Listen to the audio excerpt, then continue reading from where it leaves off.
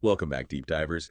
Today we're going to dive deep into Cosmic Trigger, Volume 1, Final Secret of the Illuminati by Robert Anton Wilson. Ooh, that's a good one. Right. I mean, the guy was a trip, right? Used his own life as like this big experiment. Oh, absolutely. A playful philosopher exploring all these unconventional paths. Exactly. Psychedelics, magic, Discordianism, all that jazz. And some seriously weird synchronicities he encountered, too. It's a wild ride, that's for sure. But there's some surprisingly practical wisdom woven in there, too. So less about, like, summoning interdimensional beings, more about how to, like, actually improve your life, maybe. Exactly. It's about understanding your own mind better, becoming a better problem solver, things like that. I like it. Okay, so where do we even start with a book like this? Well, one of the central concepts is reality tunnels. Okay, I've heard that term before, but remind me. Basically, Wilson argues that our brains, well, they create these models of reality based on our beliefs, experiences, cultural conditioning, all that. Right, like we're seeing the world through these filters. Exactly. And we often mistake that limited perspective, our own, for like the whole picture, Yeah, I can see that. Like, we all have those moments where we realize we're totally biased, right? Yes. But, like, how do we break out of those tunnels? Oh, the first step, according to Wilson, is just recognizing they exist, right? Becoming aware of your own biases and assumptions. Makes sense. Awareness is always step one, I guess. Right. Once you're aware, then you can start to question those biases, challenge them, see things from multiple perspectives. So actively expand your perspective. Yeah, like trying on different pairs of glasses to see how they change your view. I like that analogy. Did he have any specific techniques for, actually doing that? Oh, yeah. He was a big fan of what he called guerrilla ontology. Guerrilla ontology, that sounds intense. It's really not as scary as it sounds. It's more about playfully challenging your own assumptions about reality. Playfully, okay. Yeah, like he'd encourage you to read something from a totally different viewpoint than your own. Or talk to someone who, believes something completely different. Okay, so step outside your comfort zone. Expose yourself to different ideas. I can see how that would shake things up a bit. Exactly. But wouldn't that lead to, like, more confusion? How do you even know what to believe if you're constantly questioning everything? That's where critical thinking comes in. Wilson wasn't saying just blindly accept anything. Right. He was all about examining evidence, evaluating arguments, really thinking for yourself. But he also recognized that there's a lot we just don't know. For sure. And sometimes the most interesting discoveries happen when you step outside of that comfort zone. So it's like finding that balance between skepticism and open-mindedness. Exactly. You got it. Not dismissing things outright just because they sound weird, but not just blindly believing everything either. It's a tough balance to strike. It is. And this kind of leads us to another key aspect of Wilson's work, his exploration of consciousness. He was fascinated by this idea that our minds have way more potential than we realize. Okay, now we're getting into the good stuff. Right. And he believed we could access those hidden capabilities, but it takes work. So what are we talking about here? Is this where the psychedelics come in? Well, he did experiment with psychedelics, documented the experiences in detail, but he also said you don't need drugs to expand your consciousness. He saw things like meditation, yoga, even just creative visualization as like powerful tools for exploring your mind. So more about tapping into that potential that's already within us, right? Not relying on external stuff. Exactly. And this ties into his work with the Eighth Circuit model of consciousness, developed by Timothy Leary. Oh, yeah, I've heard of that, but it always sounded kind of complicated. It is. It can be. But basically, the model suggests that humans have 8 potential circuits, pathways, in their nervous systems. Each one's associated with different levels of awareness, different capabilities. 8 circuits. Wow. Okay, break it down for me. So the first 4 are pretty basic. Survival instincts, emotions, language, social conditioning, that kind of stuff. We're all operating on those levels pretty much all the time. Okay, makes sense. So what about the other 4? That's where things get really interesting. Those higher circuits, 5 through 8, that's where the real potential lies. All right, I'm hooked. Tell me more about these higher circuits. What kind of capabilities are we talking about? Well, the 5th circuit, it's associated with sensory pleasure and bliss, like ecstatic experiences, deep connection with nature, heightened creativity. Stuff like that. Sounds pretty nice, actually. Right. And then the 6th circuit, it's all about metaprogramming. Hold up. Metaprogramming. That sounds straight out of science fiction. I know, right? But essentially it means becoming aware of your own thought patterns, your beliefs, and being able to actually change them. Are you saying we can reprogram our own minds? That's exactly what Wilson believed. He saw the Sixth Circuit as like this key to overcoming those limiting beliefs, developing self-awareness, taking control of your mental operating system, basically. Whoa. Okay, and it gets even wilder, you said. Oh, yeah. The Seventh Circuit's about accessing that collective consciousness, tapping into like ancestral memories, experiencing that interconnectedness with, well, all of life, really. Okay, wow. And the Eighth Circuit. That's where things get truly cosmic. Think like non-local awareness, transcending space and time, even potentially tapping into some kind of universal consciousness. My mind is officially blown. This is some next level stuff. But let's bring it back down to earth for a sec. How does any of this actually apply to, my everyday life? That's a great question, and one we'll definitely keep exploring as we go deeper into Cosmic Trigger. But even now, I think there are some key takeaways we can start applying today. All right, lay some wisdom on me. Well, first and foremost, it's about cultivating a sense of curiosity, of open-mindedness. Wilson was all about questioning assumptions, exploring different perspectives, embracing the unknown. So, approach life as one big experiment. Exactly. Be willing to step outside your comfort zone.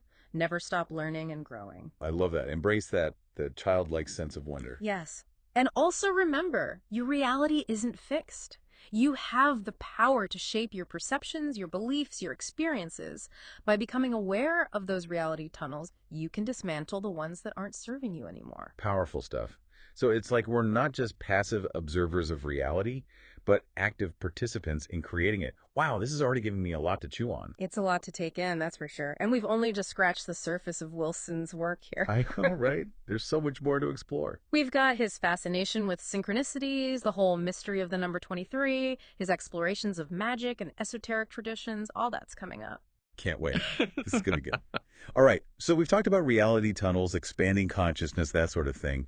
But how do we actually put these mind-bending ideas into practice, like in our everyday lives? Well, one thing that pops up a lot in Cosmic Trigger is this idea of using your life as a laboratory, like for experimentation. Okay, interesting. So not just reading about this stuff, but actually trying it out. Exactly. Wilson wasn't just, theorizing. He was actively putting these ideas into practice, seeing what happened. I like that. So we're all scientists in our own little personal laboratories, testing out these different hypotheses about, reality. Right. And for him, a big part of that was trying things outside of your comfort zone, deliberately exposing yourself to new ideas, experiences, different perspectives. Like reality tunnel hopping. Exactly. He thought that could help break down those rigid belief systems and really expand your awareness. So not just reading a book, but actually going out and experiencing things firsthand. Right. He talks about trying out different spiritual practices, everything from Zen Buddhism to Sufism, even Crowleyan magic. Wow. Okay. That's a pretty wide range. He also got into different types of therapy, psychoanalysis, Gestalt, bioenergetics, always searching for new tools, new techniques to understand the mind, to expand his own consciousness. He was really committed to this whole experimentation thing. Oh, yeah. But did he ever, give any advice on how to approach this process? Because it could feel kind of overwhelming to think about trying all these different things. Well, he always stressed the importance of starting where you are, what interests you, what feels right, intuitively. Trust your gut, basically. Yeah. It wasn't about following any one dogma or belief system. It was more about finding what resonates with you personally. So honor your own unique journey kind of thing. Exactly. There are many paths, right? He'd want you to follow your curiosity, experiment, and see what works. No judgment, no attachment to the outcome. That takes the pressure off. It's more about the journey, the exploration itself. Exactly. And this brings us to another really important part of his work, playfulness. He thought humor, a sense of play, that was essential. Wait, so it's not all serious self-improvement, intense spiritual seeking? Not at all. He was all about using humor to poke fun at dogma, to challenge authority, to remind us not to take ourselves too seriously. I love that. So laughter is like a form of liberation. Absolutely. Breaks free those rigid thought patterns, opens you up to new possibilities. That's great. Not getting too caught up in the seriousness of it all, just enjoying the ride. But how do we cultivate that playfulness, especially when things get tough? He suggested things like reframing, looking at a situation from a totally different angle, or using humor to find the absurdity, even in tough times. Okay, so finding the humor in the situation, even if it's hard. Yeah. And accepting that life's going to be messy, unpredictable, that's okay. Acceptance is key, for sure. This is all really helpful. It's like he's giving us this toolkit for dealing with life's challenges, you know? He is. And one of the biggest tools in that toolkit is learning to deal with fear and anxiety. He thought a lot of fear comes from ignorance, clinging to outdated maps of reality. So how do we deal with it? Learn. Learn as much as you can about what you fear. Face it head on, basically. Right. But he also said it's important to distinguish between real and imagined threats. Okay, so use your critical thinking skills. Figure out what you're actually dealing with. Exactly. Assess the situation, get the facts, then make a decision. Don't let fear paralyze you. Take action. Focus on what you can control. You got it. And remember, you've got inner strength, resilience. You can overcome adversity. This is so empowering. Yeah, like, we can handle anything life throws at us. Yeah. But did he ever talk about community, like the role of other people in all this? It can be tough to do this kind of inner work alone. He did. He did. He believed that we thrive in supportive, loving communities. In fact, he saw the potential for those communities to evolve into something he called conscious networks. Conscious networks, what are those? Think groups of people who are dedicated to personal and collective growth, to exploring higher states of consciousness, to creating a better world. That sounds amazing. Finding your tribe, people on the same wavelength. Right. Supporting each other on the journey. Okay, but do these conscious networks actually exist, like in real life? They do, and they're popping up more and more. You can find them online, local meetups, workshops, retreats, even just in your neighborhood. That's really encouraging. It's like we're not alone in this. Okay, but before we go searching for our tribe, there's one more thing I want to touch on. Wilson talked a lot about human immortality, like actually transcending death, both through technology and expanding consciousness. What did he mean by that? How can we apply those ideas today?